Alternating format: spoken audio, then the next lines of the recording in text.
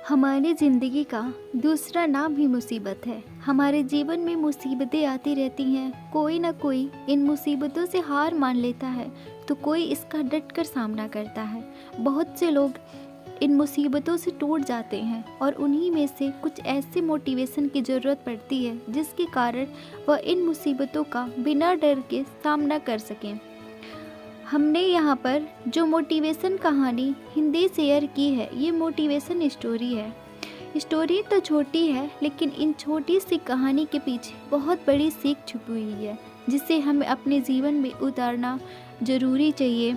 तो आइए जानते हैं हमारे जीवन को प्रेरणा से भर देने वाली रियल लाइफ इंस्पिरेशन स्टोरी। सब्र का फल मीठा होता है। आपने इस मुहावरे को ज़रूर सुना होगा। चलिए आज हम इस कहानी से जानते हैं कि इसका मतलब क्या होता है।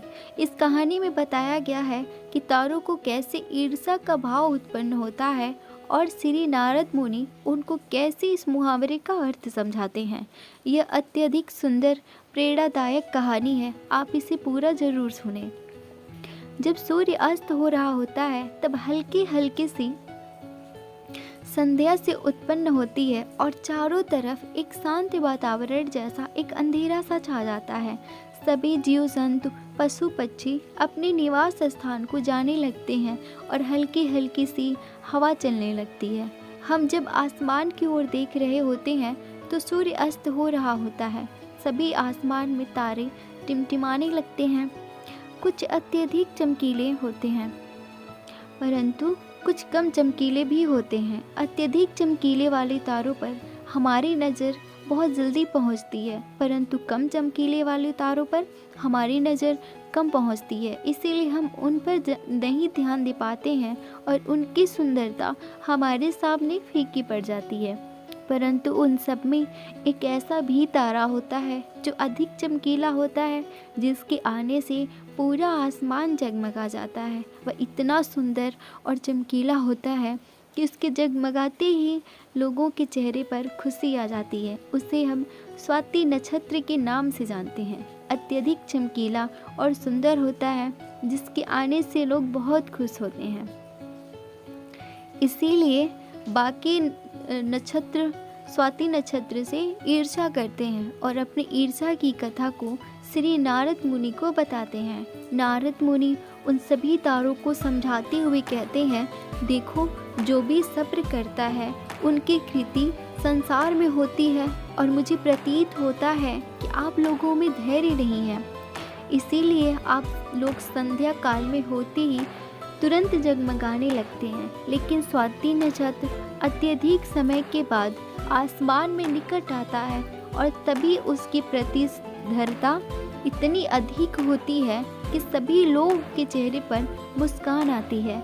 इसीलिए कहा जाता है कि हमें सब्र करना चाहिए क्योंकि उसका फल मीठा होता है।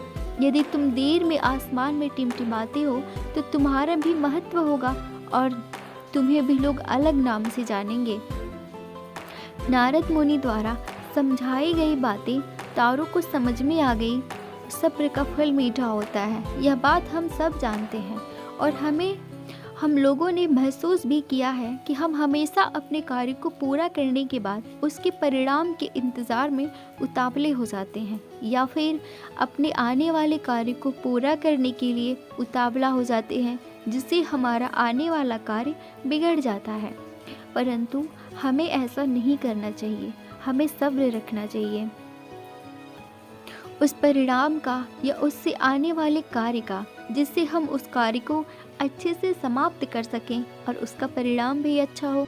हम जानते हैं जल्दी में लगाया हुआ निशाना हमेशा अपने गोल से बाहर जाता है। हमें धैर्यपूर्वक उस निशाने को भेजना चाहिए, तभी हमें जीवन में सफलता मिलेगी। हमें किसी भी कार्य को धैर्यपूर्वक करना चाहिए, तभी सफलता के दरवाजे खुलेंगे। धैर्य ही एक ऐसा शस्त्र है जो विकट परिस्थितियों में मनुष्य के मस्तिष्क का संतुलन बनाए रखता है और उसको आगे आने वाली सभी चुनौतियों को निपटने के लिए नए मार्ग बताता है।